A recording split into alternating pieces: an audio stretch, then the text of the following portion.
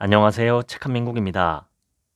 오늘 소개할 책은 세상 읽기 시크릿 법칙 101입니다. 지은이는 이영직. 서울대 물리과를 졸업한 뒤 시사영어사 편집국을 거쳐 LG화학 마케팅 팀장과 한국갤럽 기획조사실장을 지냈다. 브랜디아 컨설팅 대표, 경영 컨설턴트, 시장조사 전문가로 활동하며 수많은 경제 경영서를 집필했다. 본문을 읽겠습니다. 마태효과는 성경에 나오는 이야기다. 마태복음에 이런 이야기가 나온다.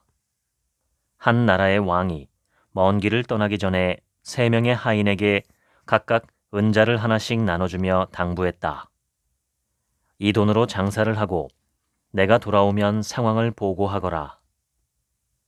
왕이 돌아왔을 때 첫 번째 하인이 말했다. 주인님이 주신 은자로 장사를 하여 저는 은자 10개를 벌었습니다. 국왕은 그에게 마을 10곳을 상으로 내렸다. 두 번째 하인이 왕에게 보고했다. 저는 은자 5개를 벌었습니다. 왕은 그에게 마을 5곳을 상으로 내렸다. 세 번째 하인이 말했다. 저는 주인님이 주신 은자를 손수건에 잘 싸매 보관했습니다. 혹시라도 잃어버릴까봐 걱정되어 한 번도 꺼내지 않았습니다. 왕은 세 번째 하인의 은자를 뺏어다가 첫 번째 하인에게 주면서 이렇게 말했다. 가진 사람은 더 받아서 차고 남을 것이며 가지지 못한 사람은 가진 것마저 빼앗길 것이다. 이것이 바로 마태 효과며 뜻은 빈익빈 부익부다. 1960년 저명한 사회학자 로버트 머트는 처음으로 빈익빈 부익부 효과를 마태 효과로 설명했다. 그는 승자 독식의 사회에서 게임의 법칙은 모두 승자가 결정하게 되어 있다고 믿었다. 이런 현상은 현대 사회로 옮겨오면서 좀 더 심화되고 있다. 지식 정보화 사회로 변하며 부자와 가난한 자는 물려받는 재산뿐 아니라 교육, 지식, 정보력에서 차이가 나기 때문에 양극화 현상이 더욱 심화된다.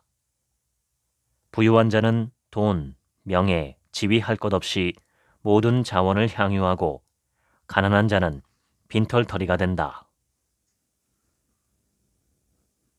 미국에서 달 탐험 우주선을 개발할 때였다. 과학자들은 우주선 외부를 밝혀줄 전구 개발에 어려움을 겪고 있었다. 우주선이 착륙할 때의 충격으로 전구의 유리가 번번이 깨졌기 때문이다. 나사 측은 러시아 과학자에게 자문을 구했다. 그랬더니 유리 전구는 필요 없다라는 대답이 돌아왔다. 달에는 공기가 없기 때문에 필라멘트가 타지 않으므로 진공으로 된 전구가 필요하지 않다는 설명이었다. 이 문제의 해답을 찾은 방식이 바로 트리즈 기법이다. 트리즈란 러시아어의 약자로 구소련의 겐리히 알츠슐러 박사에 의해 제안된 창의적 문제 해결의 방식이다.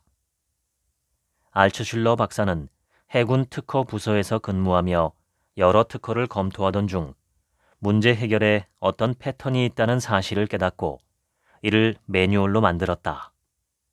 이것이 트리즈 기법이다. 이것을 완성하기까지 알츠슐러 박사는 17년 동안 20만 건의 특허를 검토한 것으로 알려지고 있다. 특허들의 공통점은 모순의 해결에 있었다. 기술적인 장벽은 항상 모순을 안고 있더라는 것이다. 1948년 알츠슐러 박사는 스탈린 정권의 교육 정책, 특히 창의력 교육을 비판하며 대안으로 자신이 고안한 트리즈 기법을 건의했다. 이것이 스탈린 정권의 눈엣 가시가 되어 그는 25년형을 선고받고 형무소에 수감되었다.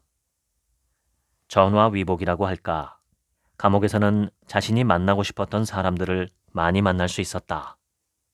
학자, 문인, 지식인, 예술가 등이었다. 교도소 안에서 이들과 친분을 나누며 알츠슐러 박사는 통합적인 사고에 눈을 뜨게 되었다. 이것이 트리즈 기법을 완성하는 데 큰 도움이 되었다고 회고했다. 스탈린 사후에 사면되어 출소했으나 고문 후유증으로 1998년 타계했다. 그는 트리즈에서 40가지 문제 해결 유형을 제시하고 있다. 40개 항목 모두가 당면한 문제 해결책으로 제시되지는 않고 가장 효과적인 몇 가지 항목을 제시한다. 이 기법을 이용해서 개발된 상품이나 문제가 해결된 사례는 무수히 많다. 가령 집을 짓는 기초공사를 할 때 땅에 일정한 쇠말뚝을 세워야 한다.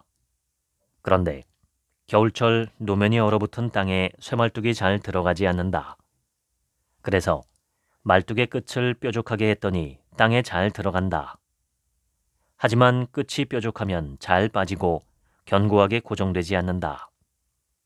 즉, 말뚝의 끝이 뭉툭하면 빠지지는 않으나 잘 박히지 않고 말뚝의 끝이 뾰족하면 잘 박히지만 빠지기가 쉬운 모순에 빠진다.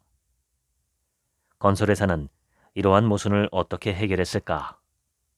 바로 뾰족한 쇠말뚝에 폭약을 넣어 잘 들어가게 한 다음 땅속에서 폭약으로 말뚝을 폭파해서 끝이 무뎌지게 하여 빠지지 않게 하는 신공법을 개발했다고 한다. 트리즈 기법에서는 분할, 추출 분리, 국소 품질, 비대칭 등 40여 가지의 문제 해결 방식을 제시하고 있다. 예를 들면 비행기는 공기 저항을 줄이기 위해 바퀴가 있으면 안 된다. 하지만 착륙할 때는 바퀴가 있어야 한다. 즉, 바퀴가 있어야 되면서도 바퀴가 없어야 된다는 모순에 사로잡힌다. 그러나 이러한 모순은 비행기가 날 때는 바퀴가 동체에 접혀 들어가고 착륙할 때 바퀴를 꺼낼 수 있는 접이식 비행기 바퀴를 만들면서 말끔하게 해결됐다. 간단한 아이디어지만 이 고정식 바퀴에 대한 생각의 틀이 깨지기까지는 20년이 걸렸다. 모순은 모순이기 때문에 불가능하다는 생각에서부터 자유로워져야 한다. 모순은 모순으로서만 인정하고 한 번 더 고민해보자. 가면 파티에는 자기 존재를 알리지 않고 욕망을 마음껏 발산하려는 의도가 숨어 있다. 이럴 때 사람은 평소에 도저히 할 수 없었던 행위를 태어나게 한다. 심리학에서는 이를 몰 개성화 현상이라고 부른다. 사용 방법 가운데 순간적으로 강한 전류를 통하게 해서 감전사시키는 방법이 있다. 이때 사용 집행인에게는 눈과 입 부분만 뚫린 보자기를 뒤집어 쓰게 해서 누군지 모르게 하는 것이 보통이다. 하지만 사용 집행인에게 명찰을 달게 했더니 전기 쇼크를 주는 강도가 훨씬 줄어들었다는 실험 보고가 있다.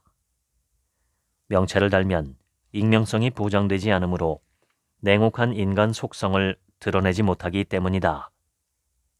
이 실험을 통해 몰 개성화의 반대 개념인 개성화의 효용도 알 수 있다. 명찰을 다하는 것만으로도 사람의 행동이 달라진다. 자기 존재가 상대에게 알려지면 자기 행위에 책임을 져야 하기 때문이다. 사람을 아는 첫걸음은 그 사람의 이름을 기억하고 부르는 것에서 시작한다. 상대방의 이름을 입에 올리는 것은 분위기를 부드럽게 할 뿐 아니라 스스로 자신의 딱딱한 태도를 벗어나게 하는 효과도 있다. 또한 이름을 부르는 것만큼 단순 접촉도 호감을 갖게 하는 데 효과가 있는 것으로 실험에서 확인되었다. 에펠탑이 처음 건립되었을 때 파리 시민들은 거친 철골조의 괴물이 아름다운 파리의 경관을 해친다고 생각했지만 오늘날에는 파리를 상징하는 기념물로 누구나 사랑하고 있다. 이처럼 어떤 사물이나 사람과 그저 단순하게 접촉하는 것만으로도 호감이 증가한다. 근접성 효과는 가까이 있는 사람부터 친해진다는 이웃사촌 이론이다.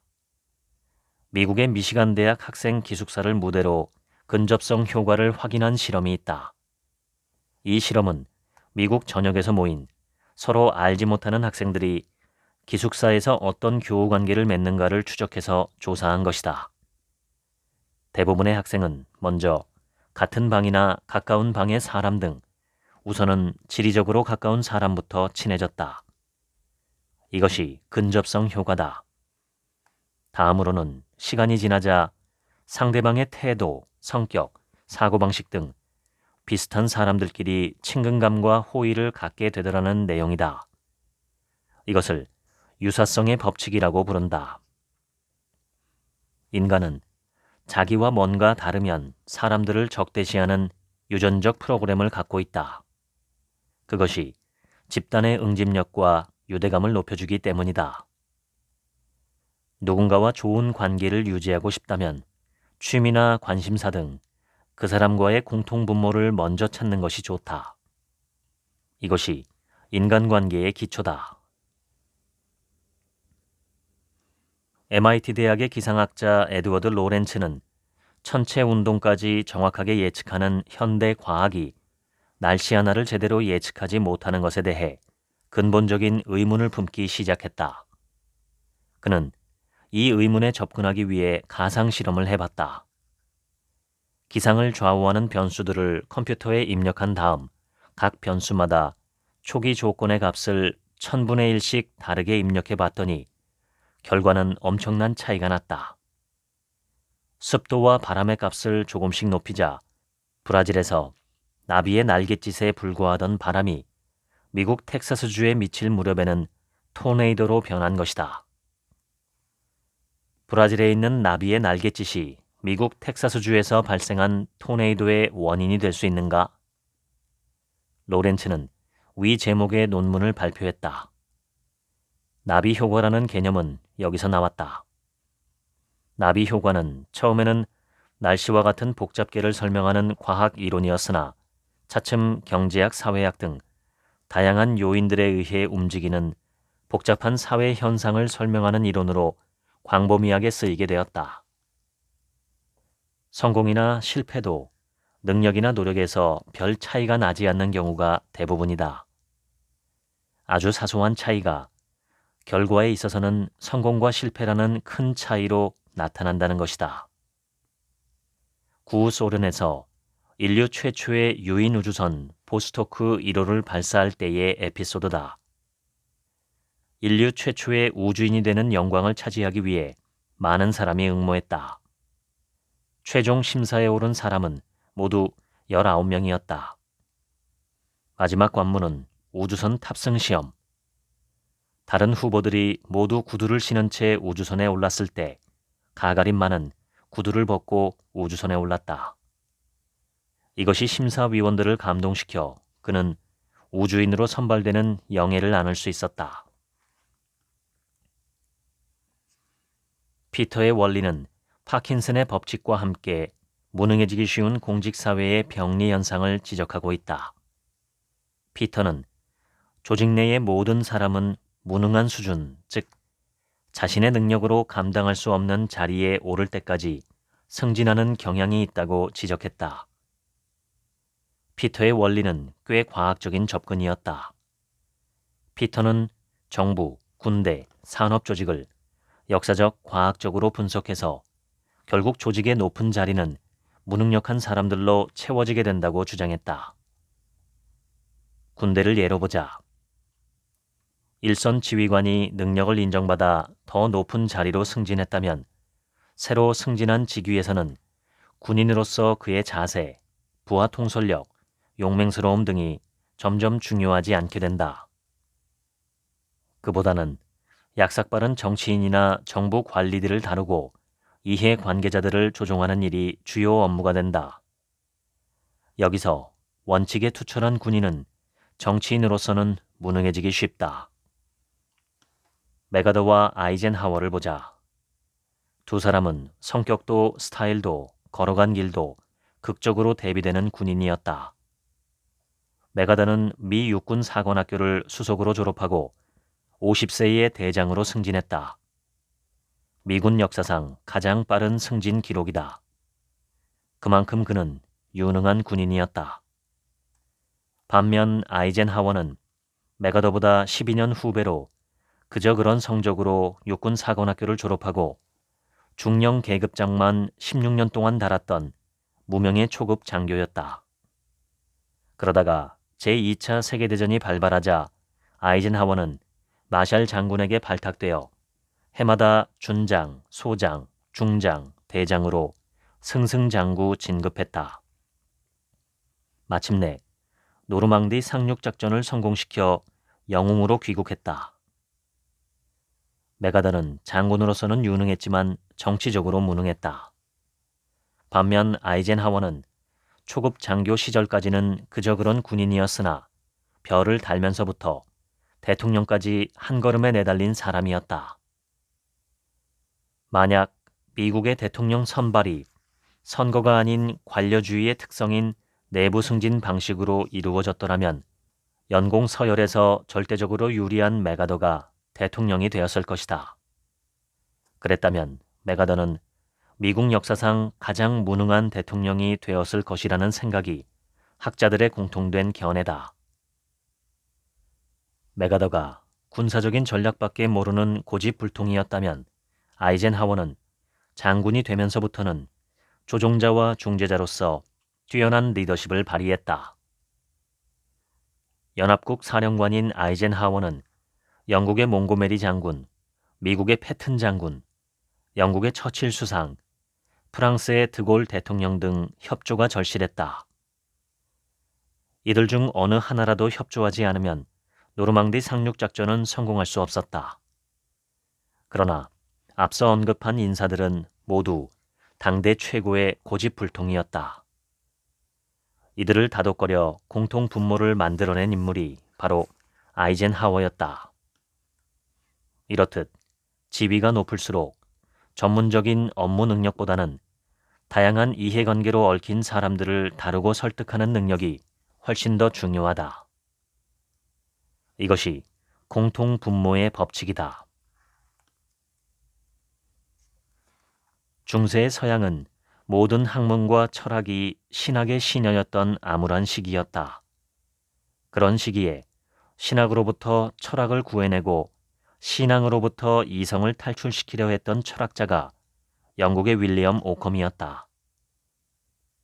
중세 신학인 스콜라 철학이 신이나 이데아 같은 보편자가 실제로 존재한다는 실제론을 주장한 것에 비해 오컴은 그것은 사람들이 붙인 이름일 뿐이라며 유명론을 들고 나왔다. 그는 유명론에서 스콜라 철학에서 주장하는 보편자는 인간의 머릿속에서만 존재하는 인간이 붙인 이름일 뿐이고 사변에 의해 쌓아올린 스콜라 철학은 허구라며 공격했다. 오컴은 진리와 사변을 구분하는 기준으로 단순함의 법칙을 들고 나왔다. 그에 의하면 세상의 진리는 복잡하지 않다. 장황한 설명이나 여러 개의 가설과 가정이 있어야만 설명이 가능한 것은 진리가 아니다. 그는 진리에 접근하기 위해서는 불필요한 가정이나 전제들을 모두 잘라버리고 단순함의 잣대로 사물의 핵심만 봐야 한다고 주장했다. 그의 명쾌한 이론에 중세 기독교 철학이 수호해왔던 수많은 진리와 가치들이 잘려나갔다. 그래서 그의 철학을 오컴의 면도날 법칙이라고 부르게 되었다. 오컴에 따르면 진리는 단순해야 하며 동일한 현상을 설명할 때 두 개의 서로 상반되는 주장이 맞선다면 그중 더 단순하게 설명할 수 있는 것이 진리다. 그의 이러한 사상은 후일 루터에게 큰 영향을 주어 종교개혁을 이끌었으며 데카르트나 데이비드 흉 같은 경험주의 철학에 길을 열었고 코페르니쿠스와 갈릴레오에게 근세 과학의 지평을 열 수 있도록 결정적인 영감을 줬다. 그래서 오컴의 철학을 중세의 암흑으로부터 인류를 구한 철학이라고 부르는 것이다. 영국인들은 청어를 아주 좋아했다. 하지만 청어가 잡히는 곳은 북해나 베링 해협 같은 먼 바다였기에 싱싱한 청어를 먹기가 쉽지 않았다. 배에 싣고 오는 동안에 대부분 죽기 때문이다. 그런데 언제부턴가 살아있는 청어가 런던 수산시장에 대량으로 공급되기 시작했다. 그 비결은 청어를 운반해오는 수조에 청어의 천적인 물메기 몇 마리를 함께 넣는 것이다. 천적에게 잡히지 않으려는 노력이 청어를 살아있게 하는 원동력이 된 것이다. 영국의 역사학자 토인비는 저술과 강연에서 청어 이야기를 자주 인용했다. 자신의 역사 이론, 도전과 응전의 법칙을 비유적으로 설명하기에 적합한 소재였기 때문이다.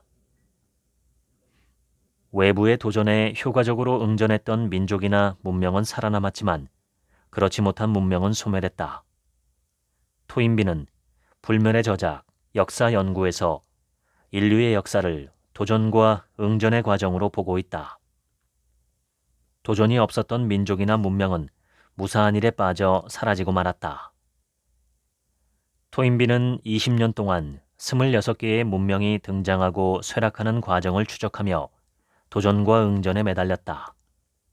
토인비는 문명을 일으킨 자연 환경은 안락한 환경이 아니라 대부분 가혹한 환경이었다고 말한다. 자연 조건이 지나치게 좋은 환경에서는 오히려 문명이 나타나지 않았다. 고대 문명과 세계 3대 종교의 발상지가 모두 척박한 땅이었다는 것이 이것을 증명한다. 이집트 문명을 일으킨 민족은 원래 아프리카 북부 지역에서 수렵 생활을 하며 살고 있었다. 지금부터 5에서 6천 년 전 아프리카 북부에 걸치고 있던 강우 전선이 북유럽 쪽으로 차츰 이동했다. 그러자 아프리카 북부와 남아시아 지역은 빠르게 건조 사막지대로 변해갔다. 이들은 이론상 세 가지 선택을 할 수 있었다. 그곳에 남아 기존의 수렵 생활을 영위하며 연명하거나 그 자리에 남아있어도 수렵 대신 유목이나 농경 생활로 살아가는 방식으로 바꾸거나 혹은 거주 지역과 생활 방식을 모두 바꾸거나 셋 중 하나였다. 세 가지 응전 중 어느 것을 택했느냐에 따라서 이들의 운명이 갈렸다. 그 자리에 남아 조상들의 방식대로 수렵 생활을 계속했던 부족은 오래 가지 못하고 사라졌으며 생활 방식을 바꾼 부족은 지금 아프리카 스텝 지역의 유목민이 되었고 나일 강변 밀림 지역으로 옮겨 농경과 목축을 선택한 부족들은 마침내 이집트 문명과 수메르 문명을 일궜다. 해마다 반복되는 나일강의 범람은 또 다른 도전이었다. 그런 도전이 있었기에 이집트 문명이 가능했다. 범람 시기를 예측하기 위해 천문학과 태양력이 발달했고 범람 후 경지 측정을 위해 기하학이 발달했다. 범람을 막기 위해 대대적인 제방 공사를 하는 과정에서 도르래와 수레가 발명되었다. 그리고 이것은 피라미드를 건설하는 기반 기술이 되었다. 중국에는 양쯔강과 황허강, 이렇게 두 개의 큰 강이 대륙을 가로지르고 있다. 양쯔강 유역은 기후가 따뜻한 데다 강물의 흐름도 완만하고 농토가 비옥하여 농사짓기에 안성맞춤이었다. 그러나 황허강은 혹독한 추위로 겨울이면 얼어붙어 배가 다닐 수 없었다. 더구나 해마다 범람을 반복하여 많은 생명과 재산을 앗아갔다. 그러나 고대 문명을 일으킨 지역은 양쯔강이 아니라 황허강변이었다. 토인비는 외부의 도전이 없어서 스스로 사라져버린 문명으로 고대 마야 문명을 들고 있다. 고대 마야는 기원 전부터 중앙아메리카를 중심으로 화려한 꽃을 피우던 문명이었다. 수학과 천문학이 발달했고 웅장하고 화려한 건축물을 남긴 이들이 AD 900년경에 갑작스레 사라진 이유를 두고 의견이 분분하다. 하나 분명한 것은 이들에게는 외부의 적이 없었다는 점이다. 태평성대를 누리다가 시련이 닥치자 갑자기 사라진 것이다. 반대로 가혹한 시련을 이겨낸 민족은 더 강하게 일어선다. 세계에서 가장 혹독한 순환을 당한 민족으로 유대 민족이 꼽힌다. 그들은 2000년 동안 세계를 떠돌며 박해를 받았다. 그처럼 가혹한 시련을 이겨냈기에 그들은 세계 인구의 0.3%에 불과하지만 노벨상 수상자의 30%를 배출할 수 있었다. 노벨 경제학상만 보면 60%가 유대인들이다. 이것이 도전과 응전의 법칙이다. 인류는 늘 미래에 대해 궁금해했다. 미래는 가능성과 영향력에 따라 대략 세 가지로 분류한다. 우선 특별한 일이 일어나지 않는 한 확률적인 가능성이 가장 높은 미래를 확률적인 미래라고 한다. 다음으로 일어날 확률은 낮지만 특정 조건이 충족되면 다가올 수 있는 미래를 가리켜 가능성이 있는 미래라고 부른다. 마지막으로 일어날 가능성은 낮지만 일단 발생하면 영향력이 큰 미래를 와일드 카드형 미래라고 부른다. 미래를 예측하는 방법은 여러 가지가 있다. 스캐닝 기법. 신문, 잡지, 웹사이트, 방송 등에서 미래의 징후를 읽는 방법이다. 주로 변화에 초점을 두며 트렌드 분석도 이와 유사한 방법이다. 시나리오 기법. 군에서 개발된 방법을 기업 경영에 도입한 기법이다. 적의 예상 행동을 가정한 다음 이에 대한 대응책을 시나리오 형식으로 전개해 나가는 방식이다. 델파이 기법. 반복되는 설문으로 전문가들의 의견을 수렴해가는 기법이다. 최근에 가장 중요시되는 기법이 시나리오 기법과 델파이 기법이다. 석유회사 쉘의 시나리오 기법을 보자. 쉘은 시나리오 기법으로 에너지 위기를 정확하게 예측해서 세계 석유업계 랭킹 7위권 기업에서 2위권으로 퀀텀 점프를 기록한 기업이다. 1960년대 후반 미국이 호황으로 흥청거리고 세계 경제가 성장기에 있었을 때 대부분의 기업은 달콤한 현실에 안주하고 있었다. 그러나 쉘은 75년 이상 생존한 기업 30개를 선정해서 분석했다. 그 결과 장수 기업들은 재난을 정확하게 예측했거나 혹은 정확하지는 않아도 재난이 올 것을 감지하고 이에 대해 어떤 형태로든 준비했다는 사실을 알았다. 여기서 쉘은 앞으로 재난이 다가온다는 가정하에 그것이 어떤 형태로 다가올 것인가에 대한 복수의 시나리오를 만들었다. 그리고 각각의 경우에 대한 대응 전략을 세웠다. 1967년 이스라엘 아랍권 간의 중동 전쟁에서 이스라엘이 일방적인 승리를 거두자 쉘은 아랍권의 다음 대응 수순을 시나리오 기법으로 예측했다. 이 시나리오를 작성하던 1968년 당시는 유가가 안정적이었기 때문에 유가 폭등을 예측하고 대책을 마련한다는 것은 어리석어 보일 정도였다. 그러나 미국의 석유 재고가 바닥권이었고 아랍에서는 정치적인 결속을 강화하려는 움직임이 감지되고 있어 석유 위기는 충분히 가능성이 있었다. 그들이 작성한 시나리오에 의하면 아랍권이 취할 다음 행동은 석유 감산과 유가 인상이었다. 그들은 이에 대한 대책을 세우고 수차례 모의 훈련까지 마친 상태였다. 실제로 에너지 위기는 1973년 10월에 일어났다.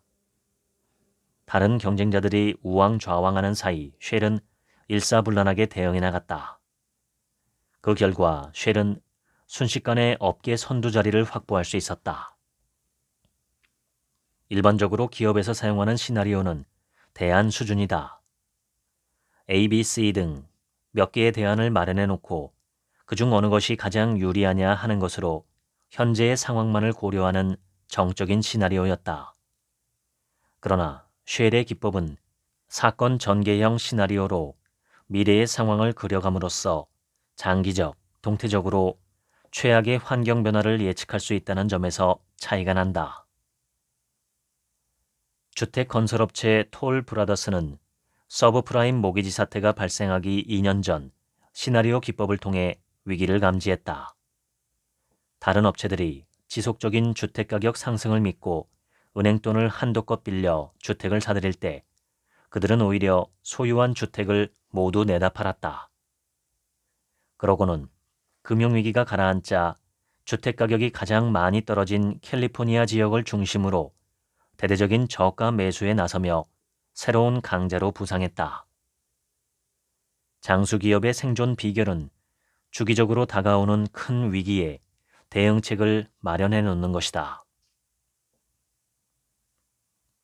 델파이 기법은 여러 전문가들의 의견을 설문조사 방식으로 수집하고 수집된 의견을 종합하여 이에 참여한 전문가들에게 다시 피드백하는 과정을 반복한다. 전문가들이 다른 전문가들의 의견을 참조해 가면서 자신의 의견을 수정할 수 있도록 진행하는 미래 예측 방법이다. 델파이 기법은 1948년 미 공군의 싱크탱크인 랜드 연구소에서 개발되어 IT 분야, 연구개발 분야, 교육 분야, 군사 분야 등의 미래 예측에 활용되고 있다. 델파이는 고대 그리스 델파이 신전에서 신탁을 받았던 것에서 유래된 용어다. 이 이론은 어떤 전문 분야에 대한 미래 예측에서 마땅한 정보가 없을 때 전문가 한 사람보다는 두 사람의 의견이 더 정확할 것이고 다수의 판단이 소수의 판단보다 더 정확할 것이라는 가정에 기반을 두고 있다. 이전에도 여러 전문가들의 의견을 듣는 방법은 많이 있었다. 그러나 여기서는 목소리 큰 사람의 주장이 정답으로 굳어지는 경향이 강하다는 문제가 있다. 이 문제를 개선하기 위해 델파이 기법은 전문가들을 한자리에 모으지 않고 또 참여하는 전문가들이 누군지 서로가 알지 못하는 상태에서 익명의 설문 방식으로 의견을 구한다. 이로써 전문가들은 자신의 의견을 자유롭게 개진할 수 있다는 것이다. 이를 다시 종합 정리하여 피드백시키는 과정을 반복함으로써 전문가 집단의 통일된 의견을 얻을 수 있다는 것이다. 응답자의 익명성이 보장되기 때문에 전문가들은 누구의 방해도 받지 않는 상태에서 의견을 밝힐 수 있다. 또한 자신의 의견에 대한 반대 의견을 참조하면서 자신의 의견을 수정할 수도 있고 재반론을 할 수도 있다. 무엇보다 공개된 토론이 아니기 때문에 외부 사람이나 진행자의 영향력으로 왜곡되거나 표현이 제한되는 경우가 거의 없다는 장점이 있다. 두 사람이 예배를 드리러 가는 길이었다. 그중 한 사람인 세실이 물었다. 이봐, 모리스.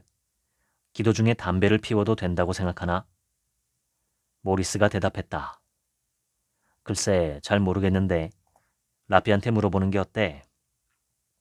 세실이 먼저 라삐에게 다가가 물었다. 선생님, 기도 중에 담배를 피워도 되나요? 라삐는 정색하며 대답했다. 기도는 하나님과 나누는 엄숙한 대화인데 기도 중에 담배를 피우다니 절대 그럴 수 없다네.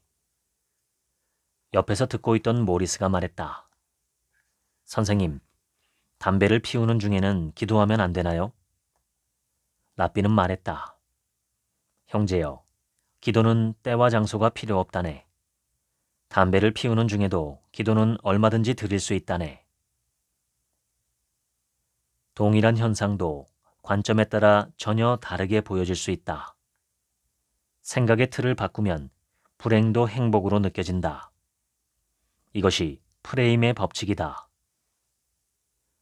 코넬 대학 심리학 교실에서 올림픽에서 메달을 딴 선수들의 표정을 분석했다. 기쁜 표정을 짓는 선수의 순서는 금은동이 아니라 금동은이었다. 은메달을 딴 선수는 속으로 이런 생각을 한다. 조금만 더 노력했으면 금메달을 딸 수 있었는데. 동메달을 딴 선수는 메달을 따지 못한 선수들의 관점에서 자신의 동메달을 보게 된다. 그래서 동메달을 딴 선수가 은메달을 딴 선수보다 더 환한 표정을 짓는다는 이야기였다. 정보의 제시 순서 효과라는 현상이 있다. 정보를 제시할 때도 처음에 제시된 정보가 전체적인 인상에 크게 영향을 미치고 그 이후의 정보일수록 효과가 약화되는 경향이 있다는 것이다. 피험자들을 두 그룹으로 나눈 다음 이들에게 어떤 인물의 특징에 관해 6가지로 설명하되 순서를 바꿨다. 첫 번째 그룹에게는 그 사람을 지적이며 근면성실하고 비판력이 뛰어나지만 충동적이며 완고하고 질투가 심하다라고 소개했다. 두 번째 그룹에게는 질투가 심하고 완고하며 충동적이지만 비판력이 뛰어나고 근면성실하며 지적이라고 설명했다. 첫 번째 그룹은 그 인물을 유능하고 성공한 사람으로 받아들였다. 하지만 두 번째 그룹은 그 사람에 대해 좋지 않은 인상을 받았다. 어른이 되어서도 어린 시절에 처음 먹던 자장면이나 피자의 맛은 평생 잊을 수 없는 경우가 많다. 시장에서도 어느 분야든 처음 시장에 나타난 브랜드가 오랫동안 그 영역의 주인장 노릇을 하는 경우를 쉽게 접할 수 있다. 정보의 제시 순서 효과 때문이다.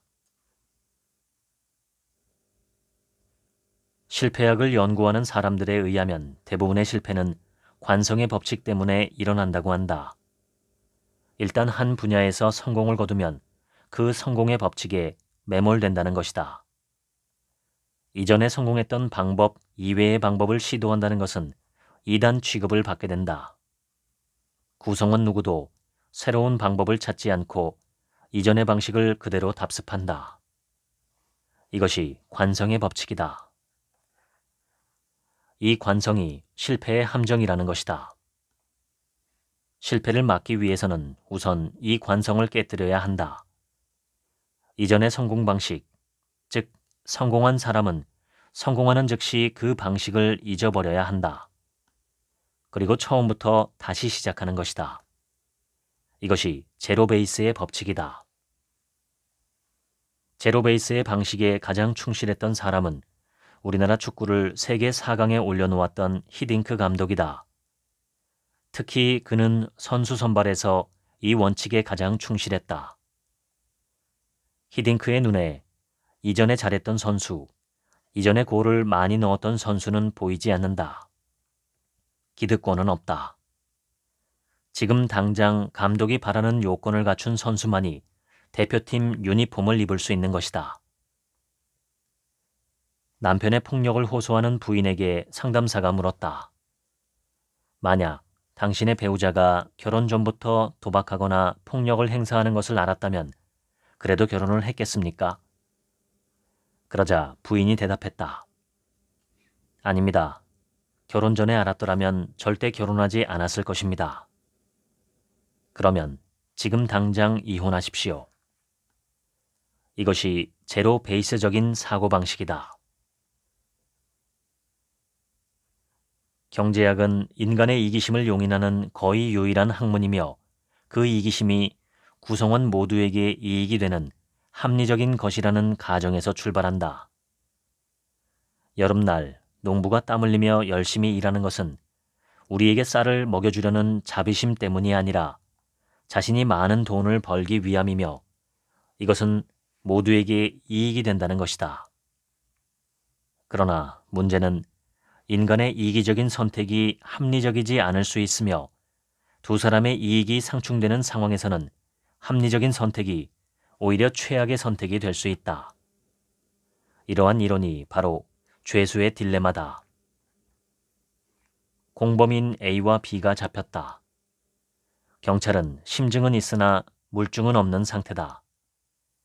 경찰은 이들로부터 자백을 받아야만 한다. 48시간 이내에 자백을 받지 못하면 두 사람 모두 무죄로 풀려날 상황이다.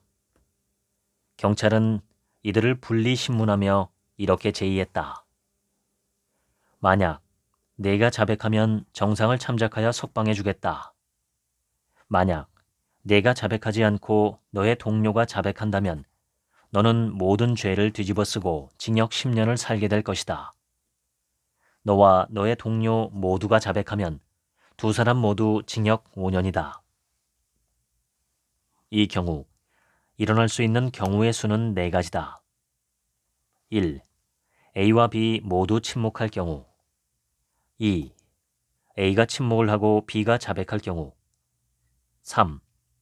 A가 자백하고 B가 침묵할 경우. 4. A와 B 모두 자백할 경우. 가장 좋은 선택은 두 사람 모두 48시간 동안 침묵을 지켜 풀려나는 경우다.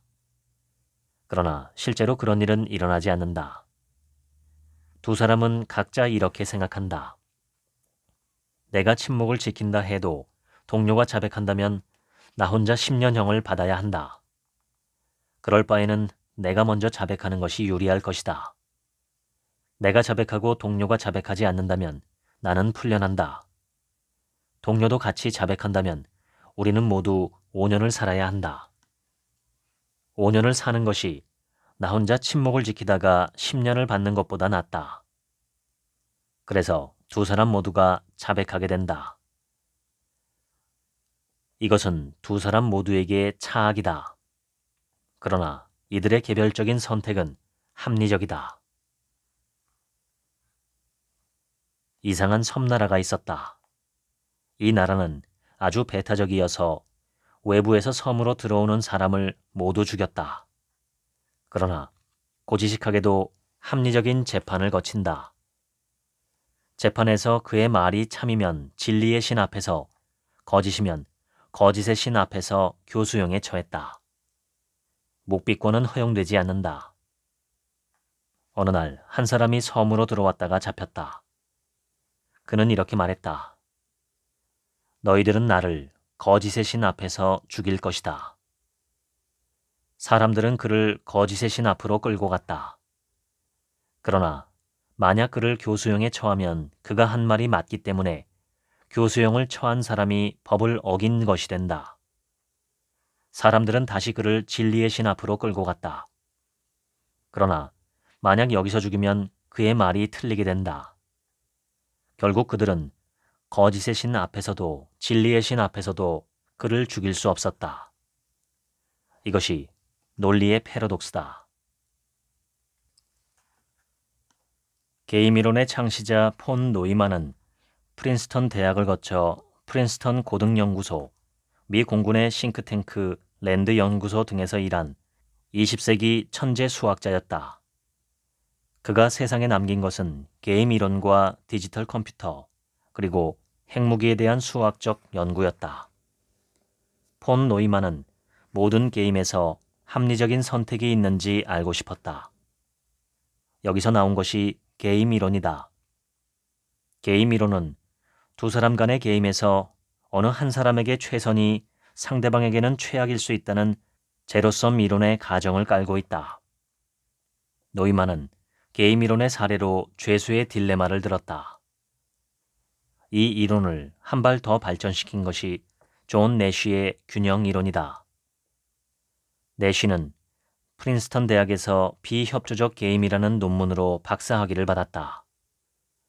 노이만의 게임 이론이 제로섬 게임이었다면 내쉬의 논문은 비제로섬 게임에서의 게임의 해를 다룬 내용이었다.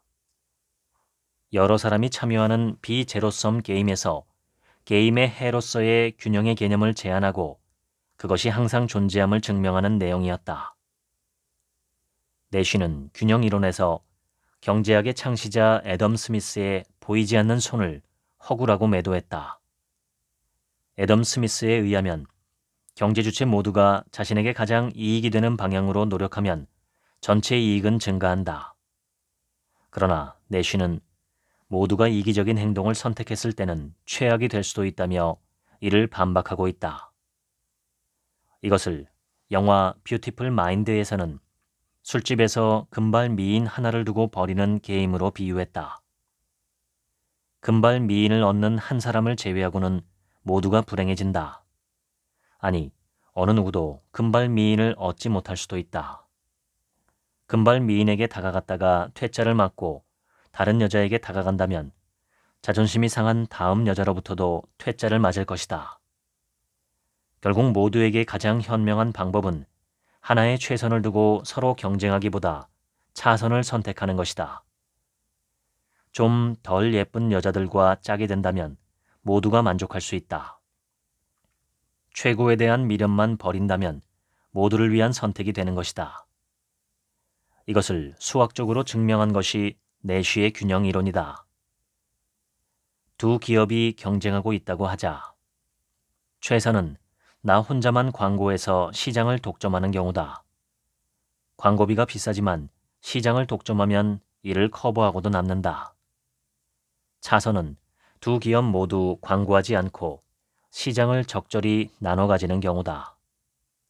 최악은 상대만 광고해서 시장을 독점하는 경우다. 차악은 두 기업 모두 광고하고 줄어든 이익으로 만족하는 것이다.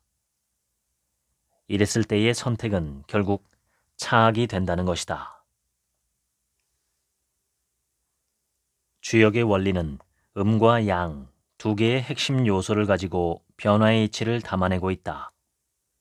음의 기운이 다하면 양의 기운으로 변하고 양의 기운이 다하면 음의 기운으로 변한다. 주역의 변화는 궁, 변, 통, 구가 그 핵심이다. 첫째 궁은 양적 변화가 극에 달한 상태다. 바로 이 상태에서 변화가 일어난다. 변화가 일어나기 위해서는 무엇이든 궁극에 이르러야 한다는 의미다. 둘째, 변은 변화가 일어나 답을 찾는 단계다. 겨울이 가고 봄이 오는 것처럼 앞이 보이지 않던 문제도 궁극에 이르면 해답이 나타난다. 셋째, 통은 새로운 국면으로 전환되어 안정을 찾는 단계다. 추운 겨울이 가고 따뜻한 봄날을 맞이하는 단계다. 넷째, 구는 평화가 지속되는 단계다. 이 단계가 되면 사람들은 언제까지나 안락이 이어질 줄 알고 관성에 젖어든다. 그리하여 다시 궁의 상태로 이어진다. 음과 양 두 기운은 별개로 존재하는 것이 아니라 음 속에 양의 기운이 숨어 있고 양 속에 음의 기운이 숨어 있다. 기업의 경우 치열한 경쟁자를 제치고 정상에 오른 기업이 가장 위험하다. 정상에 선다는 것은 주역으로 보면 궁의 상태다. 궁이 되면 현실에 안주하거나 나아갈 방향을 잃게 되므로 가장 위험하다는 것이다. 기업 환경은 역동적으로 움직이고 있다. 역동적 경쟁 상태에 놓여 있다는 뜻이다. 역동적 경쟁이란 용어를 처음 사용한 사람은 스탠퍼드 대학의 윌리엄 바넷 교수였다. 경쟁 없이 성장한 기업은 온실에서 자란 화초 같아 비바람 부는 거친 환경을 만나면 쉽게 흔들리게 된다. 그는 150개 기업의 40년간 실적을 살펴본 결과 경쟁을 견뎌낸 기업이 지리적 이점 등을 통해 경쟁을 회피한 기업보다 생존율이 높다는 결론을 이끌어냈다고 밝혔다. 세계적인 그래픽 디자이너이자 비주얼 아티스트인 MIT 대학의 존 마에다 교수는 단순함의 법칙에서 디지털 시대의 성공 키워드로 단순함을 들었다. 그는 복잡한 상품의 기능을 소비자에게 가장 잘 전달하는 방법이 단순화라고 역설한다. 또 그것이 가장 아름답다. 그는 자신의 디자인 철학을 단 한 줄로 적고 있다. Less is more. 조금 모자란 듯이 비워둔 여백. 그것이 훨씬 더 많은 상상력을 줄 수 있다는 것이다. 마에다 교수가 주창하는 단순함은 극단적인 단순함이 아니라 기본에 충실하면서도 군더더기를 없애는 것을 의미한다. 경영에서도 단순함의 법칙은 그대로 적용된다. 자신이 설립했던 회사 애플에서 쫓겨나 유랑 생활을 하다가 다시 돌아와 망해가는 애플을 기적처럼 회생시킨 스티브 잡스의 화두는 단 하나, 우아한 단순함이었다.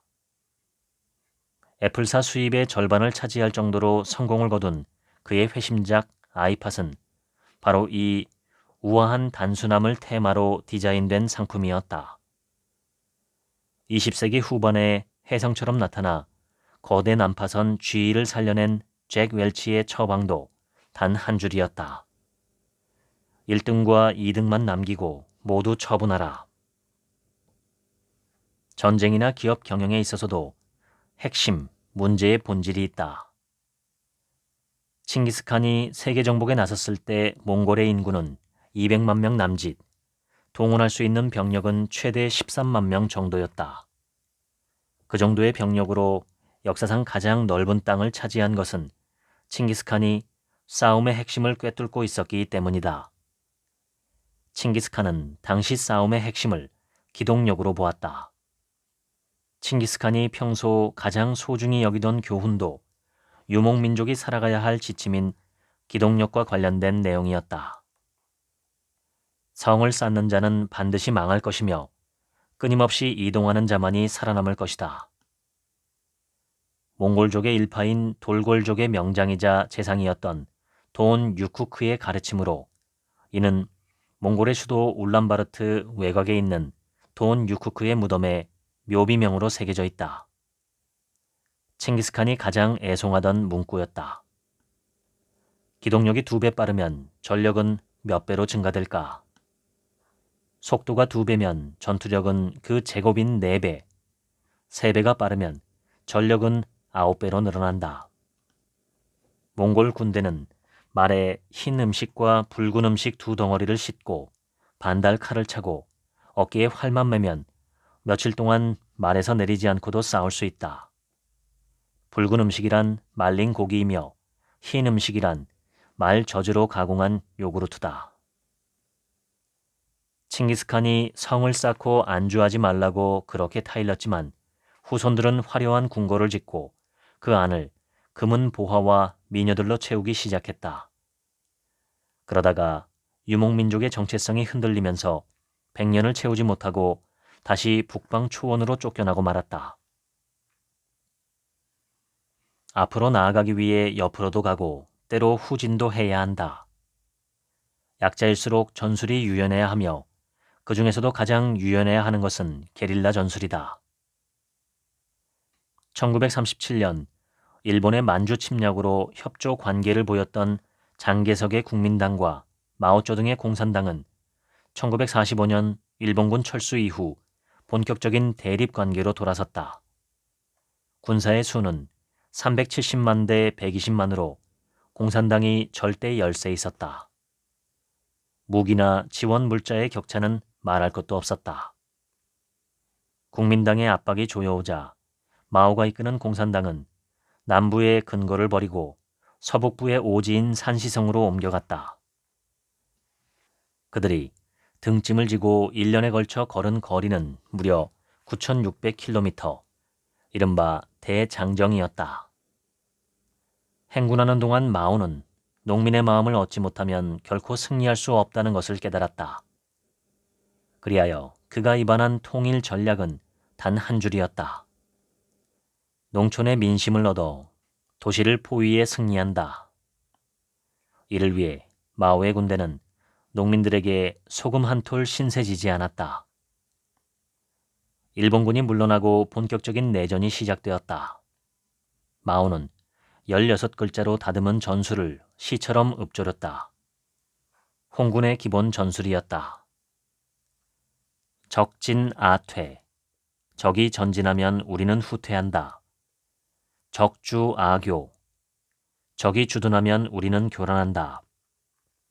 적피 아타. 적이 필요하면 우리는 공격한다. 적퇴 아추. 적이 달아나면 우리는 추격한다. 전략은 심플해야 하며 전술은 유연해야 한다. 조직은 특정 목적을 달성하기 위한 다양한 사람들의 모임이다. 조직이 커지면 조직의 효율성을 제고하기 위해 사람들을 어떻게 다뤄야 하는가에 대한 문제가 제기된다.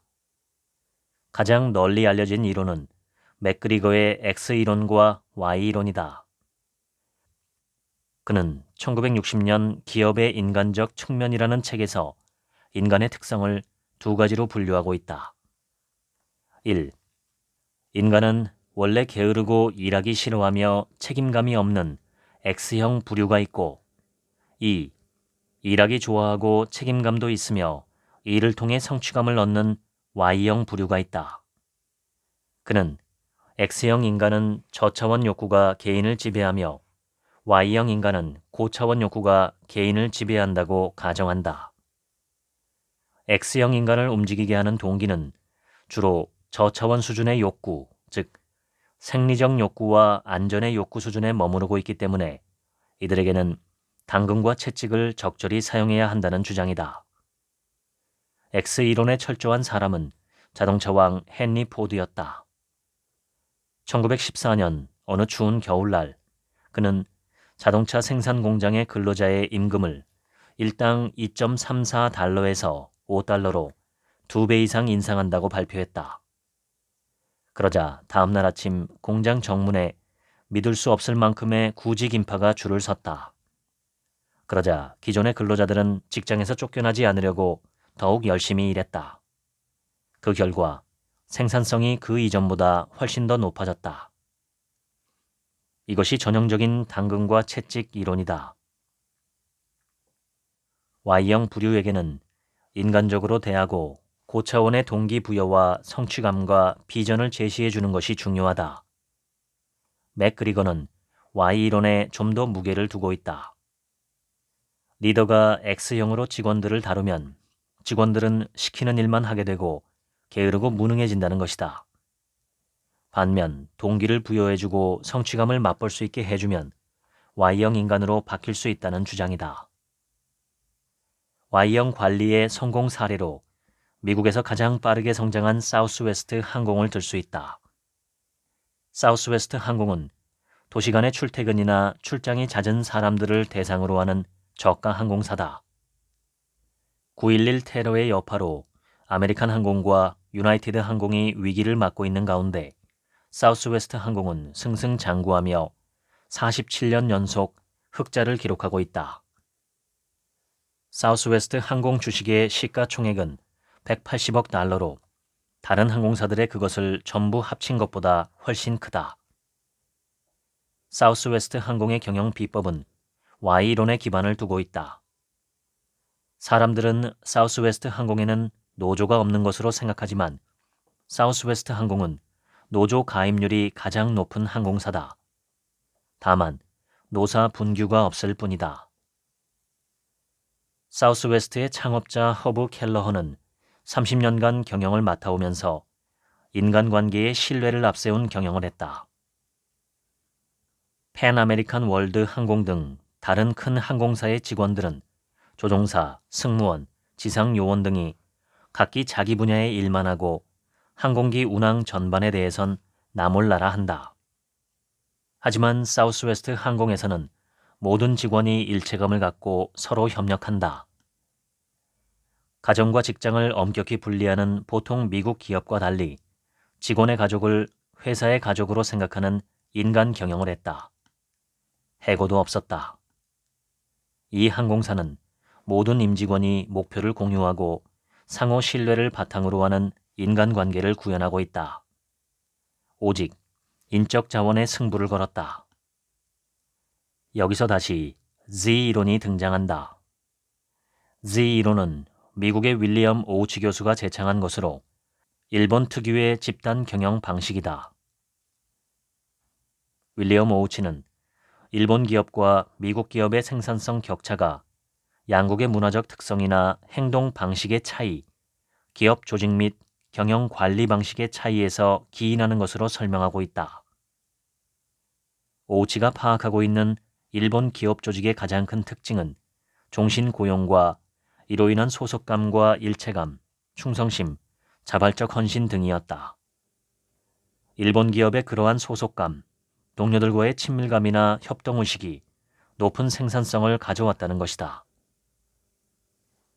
한편 한국 특유의 기업 문화를 W이론이라고 부른다. 서울대 이면우 교수가 주창한 W이론에서 그는 한국인을 움직이는 가장 큰 동인으로 신바람을 들었다. 한국인은 신바람만 불어 넣어주면 못할 일이 없다는 것이다. 따라서 그는 외국의 설익은 이론을 도입하느라 낭비와 비능률을 초래하지 말고 신바람 나는 직장을 만들어주라고 말한다. 신바람을 불러일으키기 위해서는 경영자나 사회 지도층이 나서야 한다는 주장이다. 영국의 경제학자 파킨슨은 제2차 세계대전 당시 해군에서 근무하며 조직의 비효율성을 생생하게 목격했다. 그가 주목한 자료는 1914년부터 1928년까지 영국 해군의 인력 구조 변화였다. 1914년 제1차 세계대전 당시 해군 장병의 숫자는 14만 6천 명, 군함은 62척, 그리고 해군 본부의 공무원 숫자는 2천 명이었다. 그리고 14년 후 1928년에 해군 장병과 군함이 각각 10만 명, 20척으로 줄었지만 공무원 숫자는 오히려 5,569명으로 늘어나 있었다. 다음으로 그는 식민성 공무원의 숫자를 조사해봤다. 1935년 영국 식민성 직원은 372명이었지만 1954년에는 1661명으로 늘어났다. 관리할 식민지가 줄었는데도 식민성 직원은 5배나 늘어나 있었던 것이다. 그는 공무원의 숫자는 업무량과 관계없이 계속 늘어난다고 결론지었다. 여기서 파킨슨의 법칙이 탄생했다. 1955년 런던에서 발표한 글에서 그는 이렇게 적고 있다. 일은 그것을 처리하는 데 쓸 수 있는 시간만큼 늘어나기 마련이다. 그 요인은 크게 두 가지다. 하나는 자신의 승진을 위해 불필요한 부하 직원의 숫자를 지속적으로 늘리기 때문이며 다음으로는 공무원이 일거리를 만들어내기 때문이라는 것이다. 파킨슨은 700년의 역사를 가진 영국 내각의 효율성을 연구하며 내각의 구성원 숫자가 20명을 넘으면 효율성이 급격히 떨어진다고 결론지었다. 20명이 넘으면 몇 개의 집단으로 나뉘어져 싸우기 시작한다는 것이다. 그가 공직사회를 더욱 신랄하게 꼬집은 내용은 예산 심의에 필요한 시간은 예산액과 반비례한다는 것이었다. 예산이 적을 때는 온갖 이론을 다 동원해서 타당성을 따지지만 예산이 많은 분야일수록 대충 넘어가는 것이 공무원 사회라는 비판이었다. 이는 우리나라도 예외가 아니다. 역대 어느 정권이든 출범 초기에는 공무원 숫자를 줄여 간소하고 효율적인 정부를 만들겠다고 약속하지만 임기가 끝날 때는 어김없이 공무원 숫자가 늘어나 있다. 어느 기업인이 쓴 글이 생각난다. 그는 시골의 면 단위에서 태어나 유년 시절을 보내고 서울에 올라와 성공한 기업인이 되었다. 훗날 그는 고향 면사무소를 방문했다가 깜짝 놀랐다고 한다. 자신이 살던 당시보다 인구가 절반 정도로 줄었는데도 공무원 숫자는 2배 이상 늘어나 있었던 것이다. 지금까지 세상 읽기 시크릿 법칙 100일 읽어드렸습니다. 오늘 하루치 생각은 없습니다. 들어주셔서 감사합니다.